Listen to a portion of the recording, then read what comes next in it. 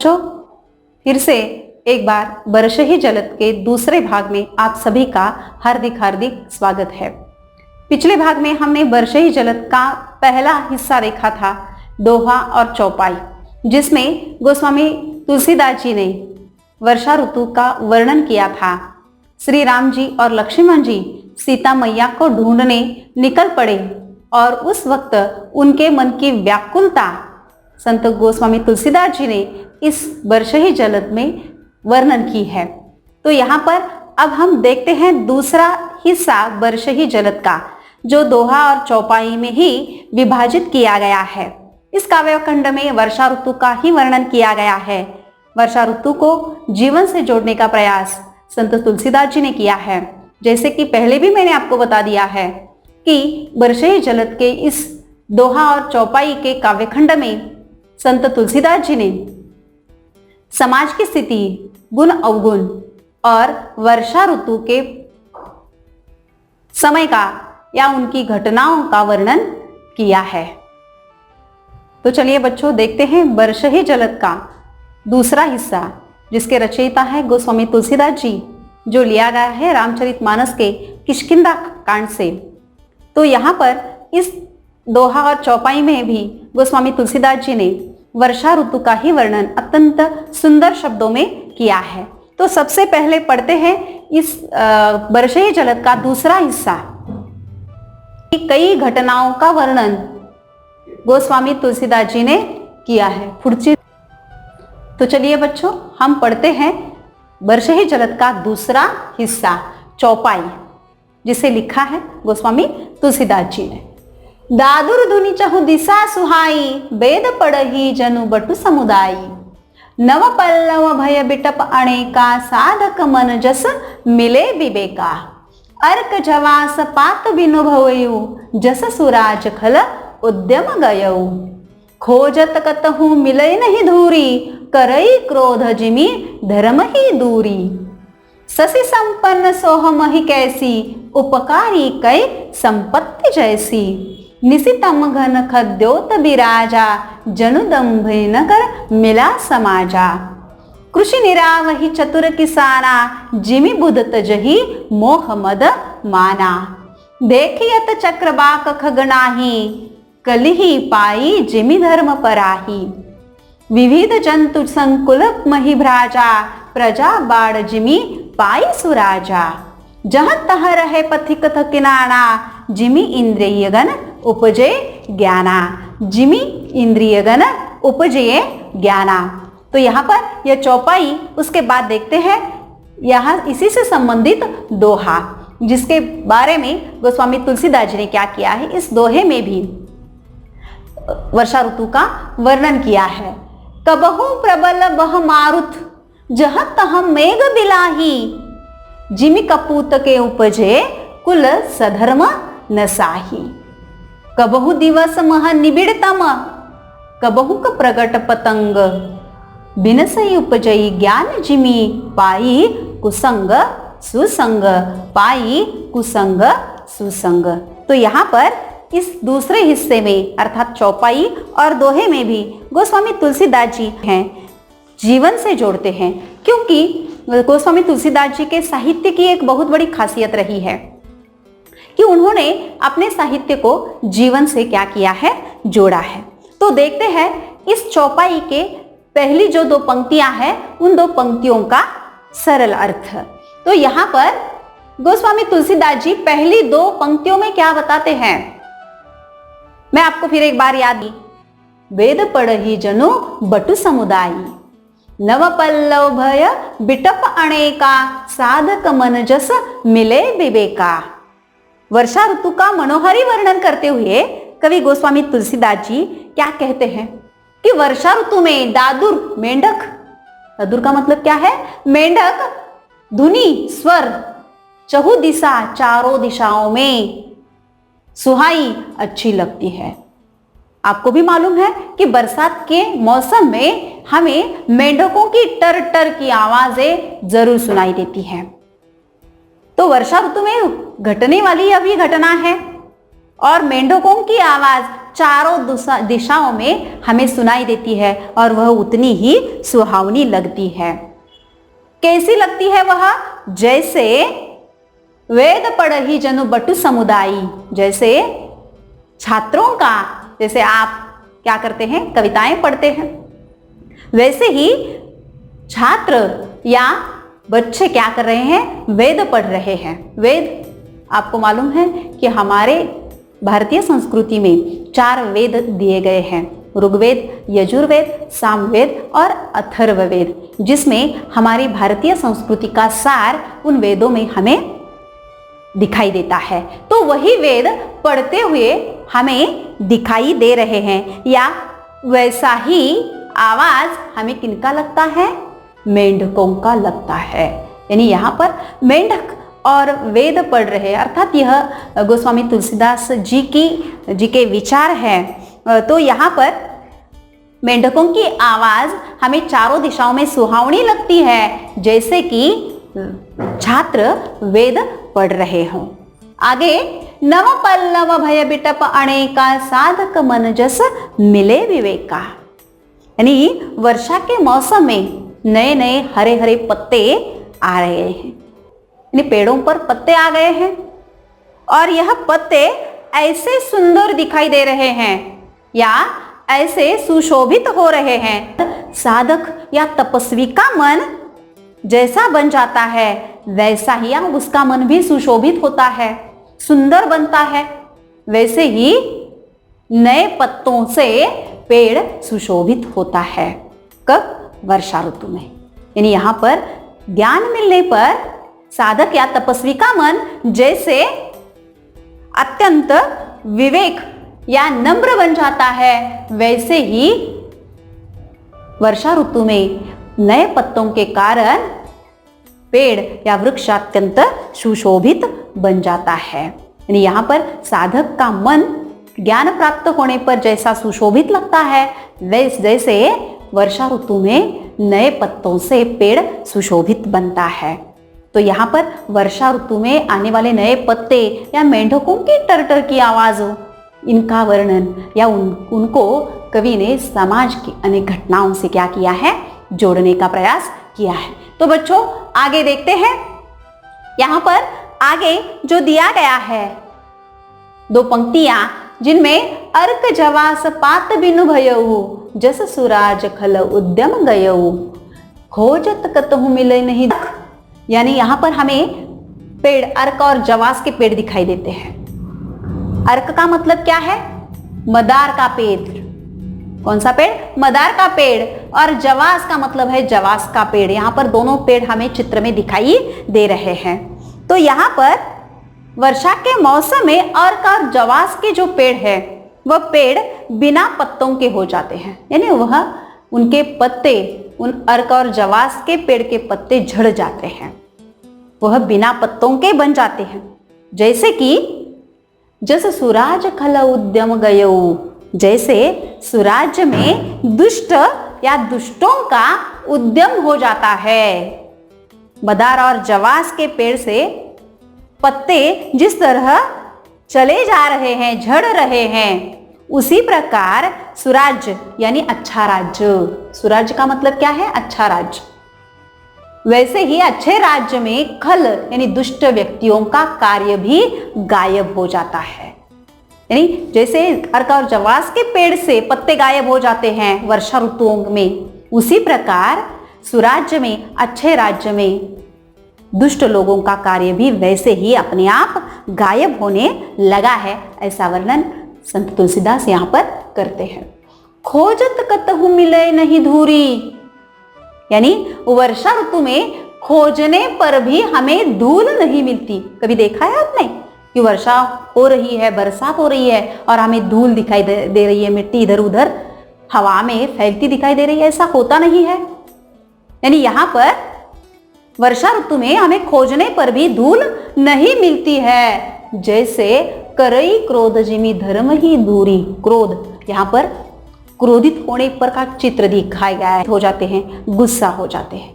यानी गुस्सा होने पर, क्रोधित होने पर हम धर्म को भूल जाते हैं, हमारे मन से धर्म दूर हो जाता है, धूल नहीं मिलती। वैसे ही क्रोधित होने पर, खोजने पर भी धर्म हमें नहीं मिलता है।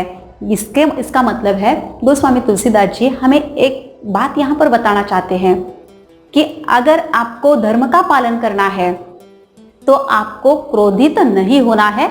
अपने क्रोध पर, अपने गुस्से पर हमेशा नियंत्रित रखना उतना ही जरूरी है, क्योंकि क्रोध में, गुस्से में हम क्या करते हैं यह हमें समझ में नहीं आता है।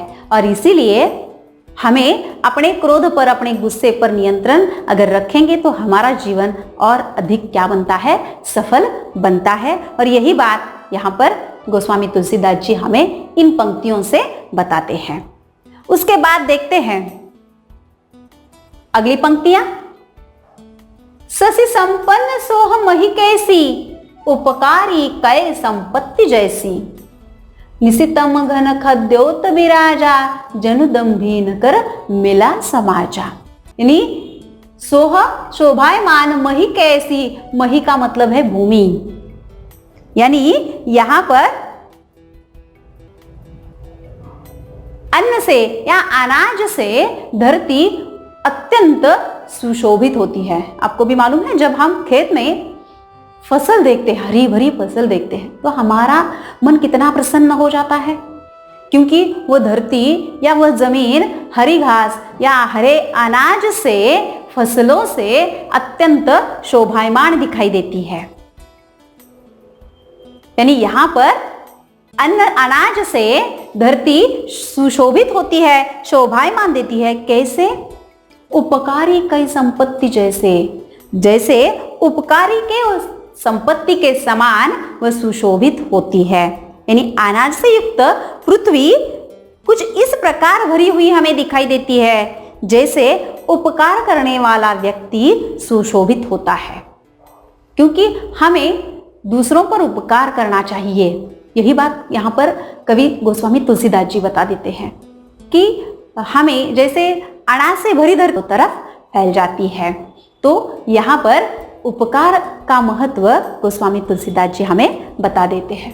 आगे देखते हैं।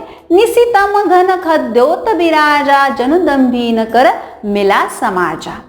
क्या? रात के अंधकार में यहाँ पर जुगनू दिखाई देते हैं हमें। रात के अंधकार में क्या होते हैं? जुगनू दिखाई देते हैं, और जुगनू के चमकने से रात का अंधकार थोड़े समय के लिए क्या होता है? खत्म होता है।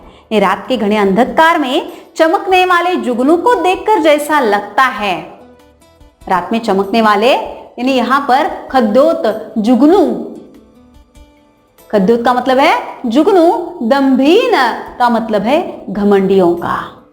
यानी रात के समय में जब जुगनू चमकते हैं, वैसे ही दंभीन अर्थात घमंडियों के समूह जैसे समाज में इकट्ठा हो गया हो। यानी उस जुगनू को रात में चमकता हुआ देखने के बाद कैसा लगता है? जैसे समाज में दंभियों का, घमंडियों का, बुरे लोगों का समाज में वह क्या हुए हैं? इकट्ठा हुए हैं। ऐसा हमें वहां पर दिखाई देता है। अर्थात रात में चमकने वाले जुगनू और घमंडी लोग जो है, उनकी तुलना गोस्वामी तुलसीदास जी यहाँ पर करते हैं, क्योंकि जुगनू कुछ समय के लिए होते हैं, वैसे ही समाज में ये घमंडी अधिक देर के लिए नहीं रहते। तो चलिए देखते हैं आगे।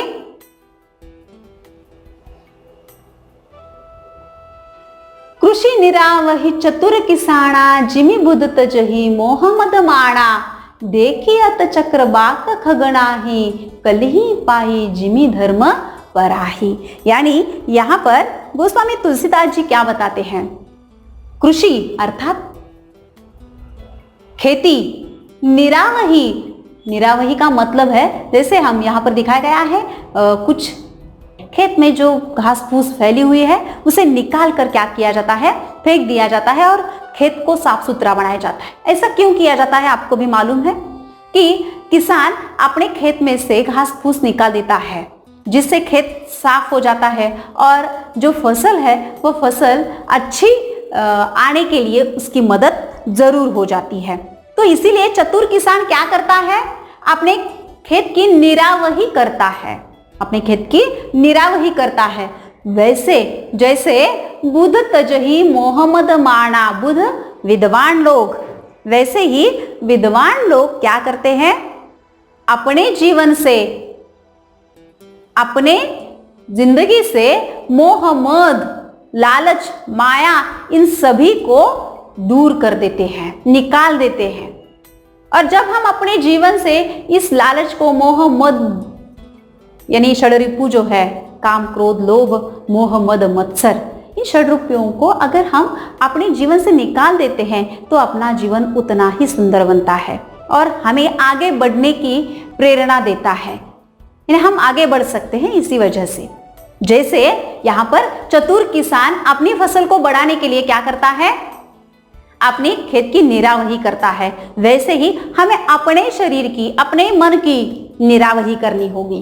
निरावही का मतलब है यहाँ पर हमारे अंदर जो गंदगी है या मोह माया है वह क्या करनी है, हमें त्याग देनी है। तजही, त्याग देना। कौन करता है यह? विद्वान लोग जरूर करते हैं और इसीलिए वह क्या बनते हैं, श्रेष्ठ बनते हैं। उसके बाद गोस्वामी तुलसीदास जी बताते हैं, देखिए अत चक्रवाक खगनाही। यहाँ पर चक्रवाक पक्षी दिखाई देता है हमें। यह पक्षी जाड़े के मौसम में आता है और जाड़े के मौसम जैसे जैसे खत्म होता है वह चला जाता है, यानी वह वर्षा ऋतु में हमें दिखाई नहीं देता, क्योंकि वह जाड़े के मौसम में हमें दिखाई देता है। यानी वैसे चक्रवाक खगनाही देखियत, चक्रवाक पक्षी हमें वर्षा ऋतु में दिखाई नहीं देता, वैसे ही कलही पाई जिमि धर्म पराही। वैसे ही कलयुग में, कलही पाई, कलयुग आने पर जिमि धर्म, धर्म, अच्छाई नष्ट हो जाती है, भाग जाती है। यानी कलयुग में, क्योंकि आज का युग कलयुग का ही है और हम कई बार ऐसी बुराइयां, गलत बातें हम अपने चारों तरफ जरूर बच्चों देखते हैं। तो यहाँ पर कवि यही बात बता देते हैं कि नहीं देता, वैसे ही कलयुग में हमें धर्म दिखाई नहीं देता, वह भाग जाता है। तो यहाँ तक आपको यह चौपाई क्या होती है समझ में आ जाती है। कवि संत गोस्वामी तुलसीदास जी क्या बताते हैं, देखिए, विविध जंतु संकुल मही भ्राजा, प्रजा बाढ़ जिमि पाई सुराजा, जहाँ तहाँ रहे पथिक थकिनाना, जिमि इंद्रिय गण उपजे ज्ञाना।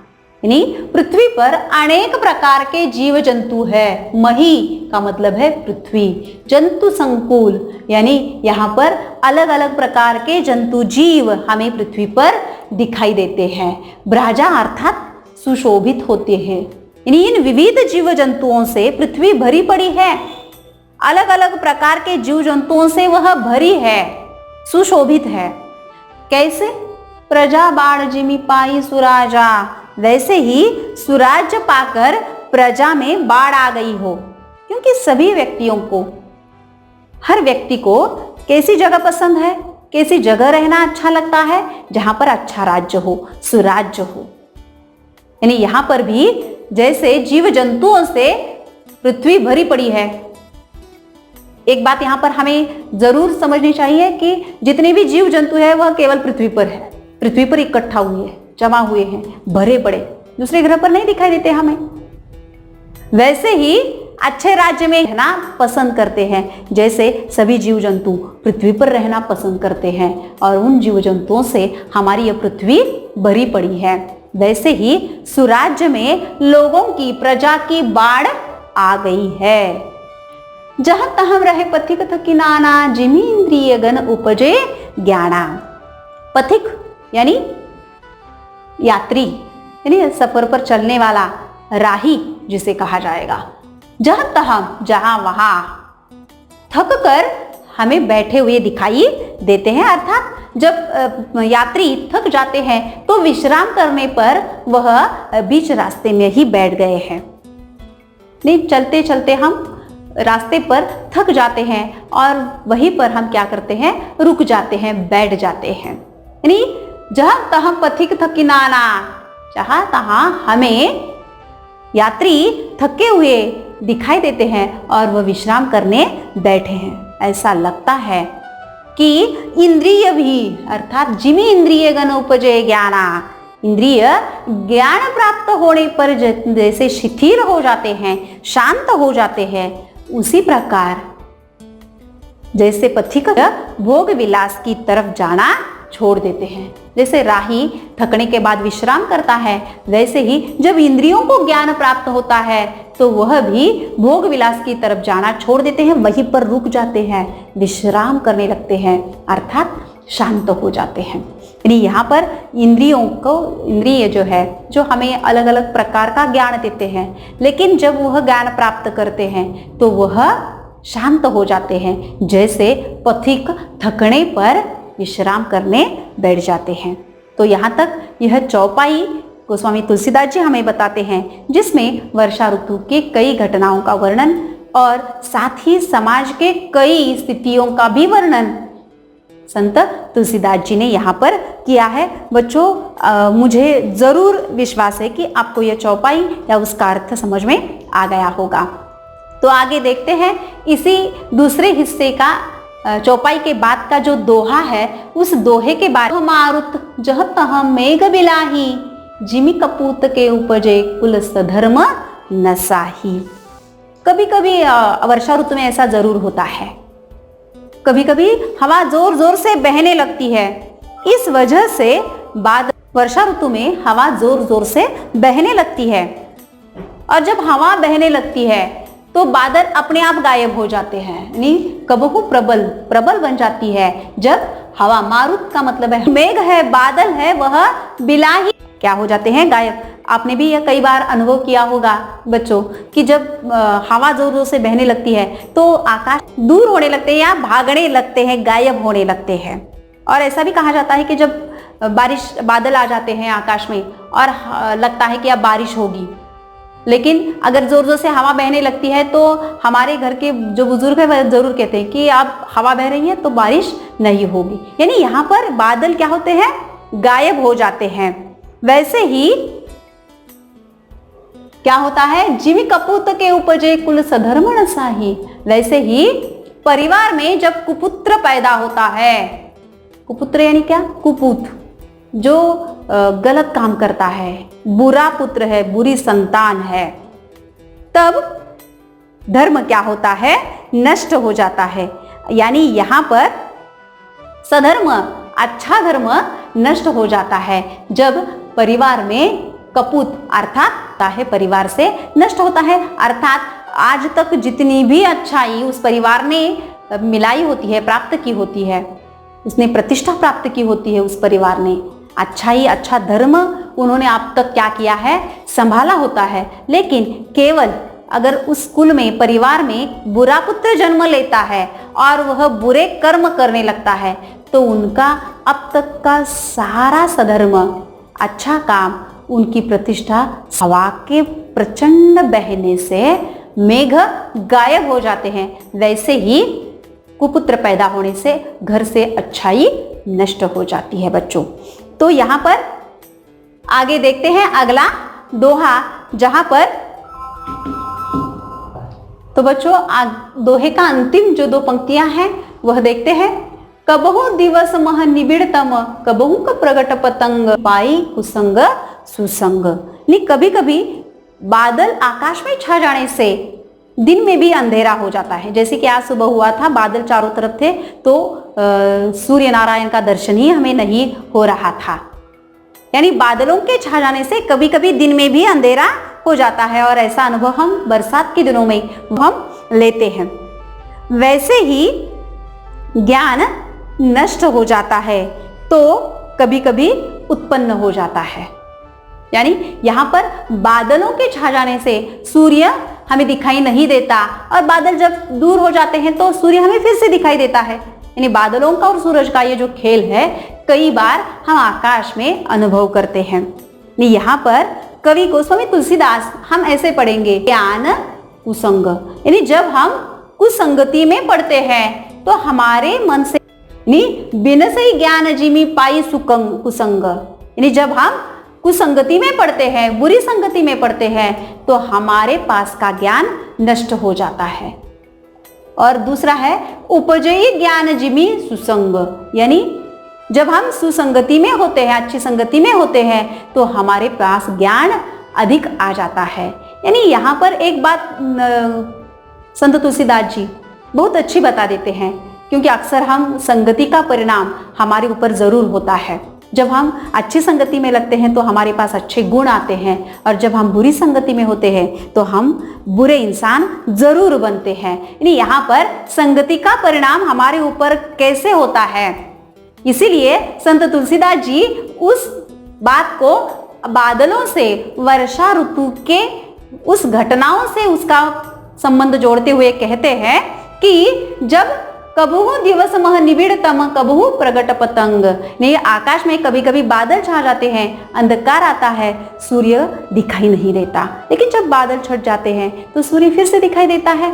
वैसे ही जब आप कुसंगति में लगते हैं, यानी बादल छा जाते हैं आपके दिमाग पर, तो आपको कुछ समझ में नहीं आता, आप गलत काम करने लगते हैं, तो आपके पास अच्छा ज्ञान जरूर आता है। और इसीलिए हमें गोस्वामी तुलसीदास यह भी संदेश देते हैं इस दोहे से कि हमें हमेशा अच्छी संगति करनी चाहिए, तभी हम एक अच्छे इंसान अपने जीवन में बन सकते हैं। तो बच्चों, यहाँ तक आपको यह दूसरे हिस्से का, वर्षहि जलद के दूसरे हिस्से का चौपाई और दोहा निश्चित रूप से समझ में आ गया होगा। यह रामचरितमानस के किष्किंधा कांड से लिया गया वर्षहि जलद का दूसरा हिस्सा, छोटा सा हिस्सा, जो मुझे उम्मीद है कि आपको यह ज़रूर समझ में आ गया होगा। तो यहाँ पर हम यह जो पाठ है वह क्या करते हैं, यहीं पर ख़त्म करते हैं, और इसी के साथ मैं आपसे रजा लेती हूँ। धन्यवाद।